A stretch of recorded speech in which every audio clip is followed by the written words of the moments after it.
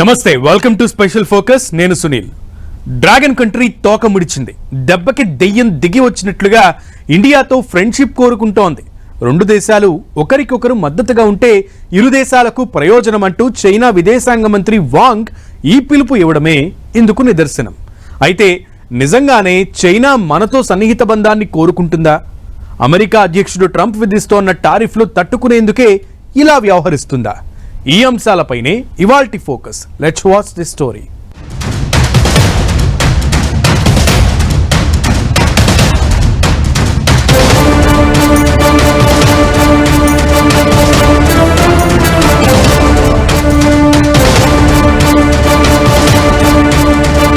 దెబ్బకి దిగొచ్చిన చైనా, కలిసి నడుద్దామంటూ భారత్ కి స్నేహ హస్తం. అంతర్జాతీయంగా పెరిగిన భారత ప్రతిష్టతో బెంబేలు.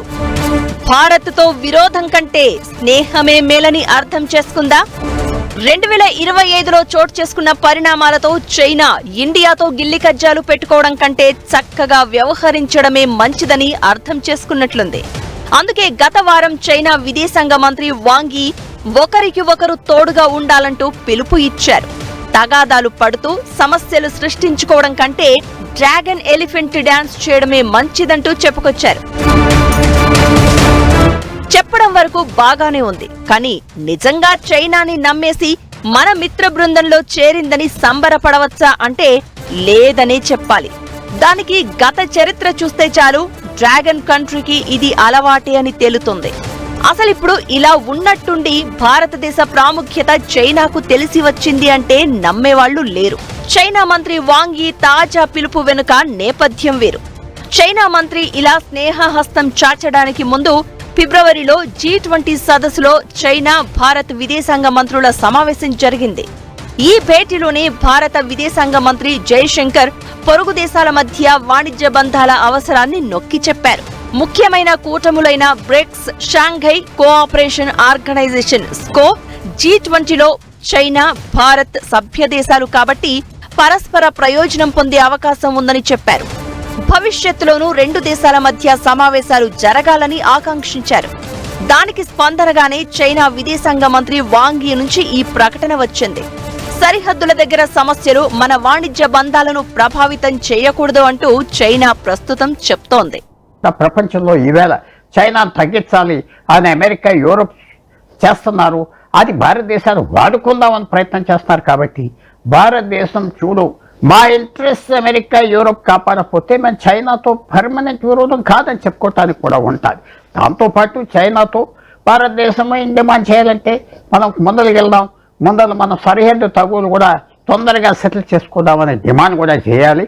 తప్పకుండా భారతదేశం చైనాతో పనిచేద్దాం, పూర్వం మీతో ఈ అనుభవం ఉన్నది, కానీ ముందరికి వెళ్దామని ముందరికి వెళ్ళటం, జాగ్రత్తగా మాత్రం ఉండటం.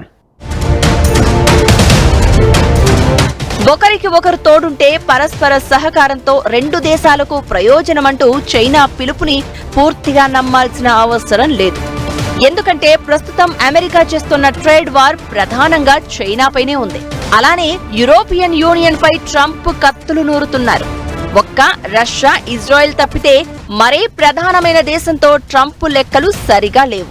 ప్రస్తుతానికి నాటో దేశాలు కానీ బ్రిక్స్ లో రష్యా తప్పితే మిగిలిన దేశాలపై కూడా అమెరికా అంతంత మాత్రం ప్రేమనే చూపుతోంది. ఈ కోణంలోనే చైనాకి తన అతిపెద్ద మార్కెట్ అమెరికా టారిఫ్ పెంచేసిన తర్వాత అనివార్యంగా మరో మార్కెట్ వెతుక్కోవాలి. 140 కోట్ల జనాభా ఉన్న భారత్ ని చైనా ఇప్పుడు ఆ కోణంలోనే చూస్తోంది అనుకోవాలి. అందుకే అతి ప్రాచీనమైన చరిత్ర ఉన్న రెండు నాగరిక దేశాలు సరిహద్దుల దగ్గర సమస్యలను కూడా సులభంగా పరిష్కరించుకోగలవు అంటూ చైనా తాజా ప్రకటన అందులో భాగంగానే చూడాలి. అయితే అంత మాత్రాన అంతా సాఫీగా సాగిపోతుంది అనుకోవడం కూడా భ్రమే.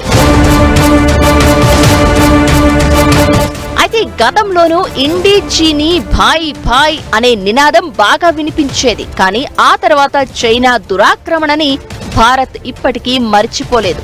దానికి తోడు గాల్వన్ ఘర్షణ తర్వాత రెండు దేశాల సంబంధాలు దిగజారిపోయాయి. 5 ఏళ్ల తర్వాత ఇప్పుడిప్పుడే రెండు దేశాల మధ్య మాటామంతి జరుగుతున్నాయి. ఈ నేపథ్యంలో చైనా విదేశాంగ మంత్రి నోట ఒకరికి ఒకరు మద్దతు ఇవ్వడమనే మాట ప్రాధాన్యత సంతరించుకుంది. ఈ సంవత్సరం చైనాలో జరగనున్న షాంఘై కోఆపరేషన్ సదస్సుకు ప్రధానమంత్రి మోదీ కూడా హాజరు కాబోతున్నారు. భారీగా పన్నులతో అమెరికా ఇతర దేశాలను మోతెక్కిస్తున్న వేళ చైనా సమయానుకూలంగా భారత్తో వాణిజ్య బంధం కోరుకుంటుంది అనేది సుస్పష్టం. ఇందులో భాగంగానే చైనా కెనడాపై టారిఫ్లు పెంచేసింది. ఇది పరోక్షంగా అమెరికాని టార్గెట్ చేసినట్లు లెక్క. ఇప్పుడు అమెరికా తన బ్యాండ్ వాయిస్తోంది కాబట్టే ఈ తెలివైన ప్రకటనలు చేస్తోందే తప్ప మరొకటి కాదు. పవర్ పాలిటిక్స్ ని ఎదుర్కోవాలంటే, దక్షిణ ప్రపంచం బలంగా ఉండాలంటూ చైనా ప్రకటిస్తుందంటే అమెరికా తెస్తోన్న ఒత్తిడిలో అనివార్యమైన పరిణామమే తప్ప నిజంగా భారత్తో దోస్తీ కోరుకుని కాదంటారు.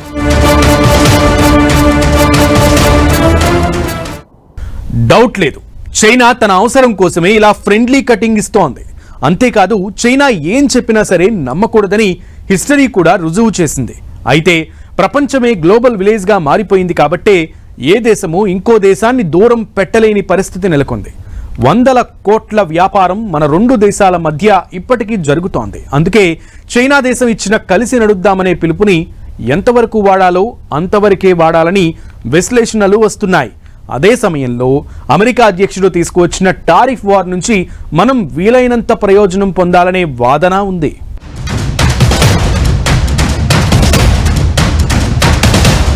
తొందరలోనే చైనా ఇండియా మధ్య డైరెక్ట్ ఫ్లైట్. కైలాస మానస సరోవర యాత్రకి రెడీ. ఇదిగో ఇలాంటి ప్రకటనలతో ఇకపై చైనాతో భారత్ కి నిజంగానే సన్నిహిత సంబంధాలు ఏర్పడబోతున్నాయనే అభిప్రాయం కలగడం సహజం. అయితే గత చరిత్ర చూసినప్పుడు చైనాని ఎక్కువగా నమ్మిన ప్రతిసారి ఆ దేశం మనకి పెద్ద ద్రోహమే చేసింది. హిమాలయాల్లో చైనాతో జరిగిన సరిహద్దు యుద్ధాన్ని 60 ఏళ్లు దాటినా మర్చిపోలేం. భారత సైన్యం ఆనాడు పరాజయం పాలైంది. అది ఓ రాజకీయ వైఫల్యంగా చూసినా ఈ రోజుకి మనం ఓడిపోయిన యుద్ధంగా భారతీయుల హృదయాలను ముల్లులా పొడుస్తూనే ఉంటుంది. అక్సాయ్ చిన్ పై దాడి చేసిన చైనా నమ్మించి నట్టేట ముంచడమే కాదు, భారత సైనికుల రక్తాన్ని కూడా పారించింది. సరిహద్దు దగ్గర చిన్న చిన్న ఆక్రమణలే తప్ప ఏకంగా మన భూభాగాన్ని ఆక్రమిస్తుందని అప్పటి ప్రధాని నెహ్రూ నమ్మలేకపోయారు. దానికి నిఘా వ్యవస్థ వైఫల్యం కూడా తోడు కావడంతో పెద్ద మూల్యమే చెల్లించాల్సి వచ్చింది. హిందీ, చీనీ భాయ్ భాయ్ అంటూ ఇలా మన భూభాగాన్ని ఆక్రమించిన చైనా అంటే అప్పట్నుంచే డ్రాగన్ కంట్రీ అంటూ భారతీయులు కూడా పిలవడం ప్రారంభమైంది. అప్పటి చేదు జ్ఞాపకాలు మరవకుండా చైనా వాస్తవాధీన రేఖ వెంబడి ఇప్పటికీ ఏదో రూపంలో కవ్వింపు చర్యలకు పాల్పడుతూనే ఉంటోంది. దానికి పరాకాష్ఠగా గాల్వన్ లోయలో చోటు చేసుకున్న ఘర్షణని చెప్పుకోవాలి. చైనా ఆర్మీ చేసిన ఈ దుశ్చర్యకి మొదటి ఏడాది అంటే 2019 అక్టోబర్లోనే ఆ దేశ అధ్యక్షుడు జిన్పింగ్ భారత్ కి వచ్చారు. మన ప్రధాని మోదీ ఆదరంగా స్వాగతం పలికి తమిళనాడు మామల్లాపురంలో ఘన సంస్కృతి, అహ్మదాబాద్ సబర్మతి ఆశ్రమంలో అహింసామూర్తి గాంధీ ప్రవచనాలను వినిపించారు. మరి ఆదరించిన దేశ భూభాగంపైకి దాడికి వచ్చిందంటే చైనా బుద్ధి ఏమిటి అనేది ఇక్కడ క్లియర్ గా అర్థమైపోతుంది. ఈ 6 ఏళ్ల నుంచి కూడా చైనాతో వాణిజ్యపరమైన బంధాలకు ఆ ఒక్క ఏడాది తప్పితే మిగిలిన కాలంలో భారతదేశ పరంగా అడ్డంకులు కల్పించింది లేదు. ఇలాంటి గత చరిత్ర సంఘటనలను గుర్తు చేసుకున్నప్పుడే ఎవరిని ఎలా ఎంతవరకు దగ్గరకు తీయాలనేది గుర్తెరగాలని చెప్తారు. అయితే గత యుద్ధాలను, చేదు జ్ఞాపకాలను గుర్తు చేసుకుంటూ నిరంతరం ఘర్షణలతో రగిలిపోవాల్సిన అవసరం లేదు. అలాగని సరిహద్దుల దగ్గర రాజీ పడాల్సిన అవసరం కూడా లేదు. ఎందుకంటే గాల్వన్ ఘర్షణ తర్వాత కొన్నాళ్ల పాటు మాత్రమే మనం బాయ్కాట్ చైనా స్లోగన్ నడపగలిగాం. తర్వాత తిరిగి పరిస్థితులు మామూలే. అవే చైనా మేడ్ ఫోన్లు, చైనా మేడ్ మదర్ బోర్డుల వాడకం తప్పనిసరి అయింది. ఈ తెలివిడి జ్ఞానం ఉంది కాబట్టే భారతదేశం ఏ దేశంతోనూ తనంతట తాను కయ్యం పెట్టుకోదు. ఎక్కువ సరుకు చైనా నుంచి తీసుకొస్తున్నాం, తక్కువ సరుకు ఎగుమతి చేస్తున్నాం. ఆ సంబంధం చైనాకి చాలా లాభం. చాలా దాని మీదే భారతదేశం అంటే గౌరవం ఉన్నది. మనం వాడుకోవాలి, మనతో ఏదో రకంగా మంచిగా ఉండాలని సరిహద్దులు తగువులు వచ్చినా ఆలోచించుకుంటున్నారు. అది మనకున్న ఇప్పుడు అడ్వాంటేజ్ ఏమిటంటే అమెరికా, యూరోప్ అందరూ చైనాను తగ్గించాలి, చైనాలో నుంచి వాళ్ళ ఫ్యాక్టరీలు తగ్గించాలి అన్నీ ఉండగా మనం కూడా చైనాతో పనిచేసి కొన్ని ఫ్యాక్టరీలు మీ దేశం నుంచి అంతా మేము సరుకు ఇక్కడికి దిగుమతి చేసుకుంటున్నాం, ఇక్కడ ఫ్యాక్టరీస్ పెట్టండి. అమెరికా కూడా అదే డిమాండ్ చేస్తుంది. మెక్సికోని, కెనడాని, యూరోప్ని, చైనాని మీ వస్తువులు మేము కొనుక్కుంటున్నాం కాబట్టి ఆ ఫ్యాక్టరీలు మా దేశంలో పెట్టండి. భారతదేశం కూడా ఆ డిమాండ్ చేయడంలో తప్పు లేదు. 2022లో చైనా భారత్కి $125 బిలియన్ మేర ఎగుమతులు చేసింది. వాటిలో ఇంటిగ్రేటెడ్ సర్క్యూట్ల విలువ $9.6 బిలియన్ కాగా $8.98 బిలియన్ విలువైన టెలిఫోన్, మొబైల్ ఫోన్లు ఉత్పత్తులు ఉన్నాయి. $6.47 బిలియన్ విలువైన కంప్యూటర్లు చైనా నుంచి దిగుమతి చేసుకున్నాం. ఆ తర్వాత 2023లో రెండు దేశాల మధ్య వాణిజ్యం $136 బిలియన్ దాటేసింది. ఇందులో చైనా నుంచి మన దేశానికి జరిగిన వాణిజ్యమే $100 బిలియన్ పైమాట. అంటే భారతదేశం తరపున $100 బిలియన్ లోటు ఉంది. ఈ ఒక్క లెక్కతోనే రెండు దేశాల మధ్య వాణిజ్యం ఎవరికి ఎక్కువ లాభమో సులభంగానే అర్థమైపోతోంది. అందుకే చైనా భారత్తో ట్రేడ్ ఇంకా పెంచాలి అనుకుంటోంది. అదే అమెరికా అధ్యక్షుడు ట్రంప్ కనుక చైనాపై పన్నుల మోత విధించకపోతే పరిస్థితి వేరుగా ఉండేది. ఈ టారిఫ్ వార్ ఎన్ని రోజులు సాగుతుందో తెలియదు, కానీ కొన్ని రోజులైనా అమెరికా అంత పెద్ద మార్కెట్ చైనా కోల్పోక తప్పదు. దాన్ని భర్తీ చేసుకోవడం చైనాకి అత్యవసరం.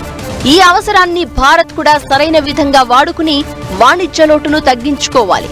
ఇదే ఇప్పుడు ట్రేడ్ పండితులు చెప్తోన్నమాట.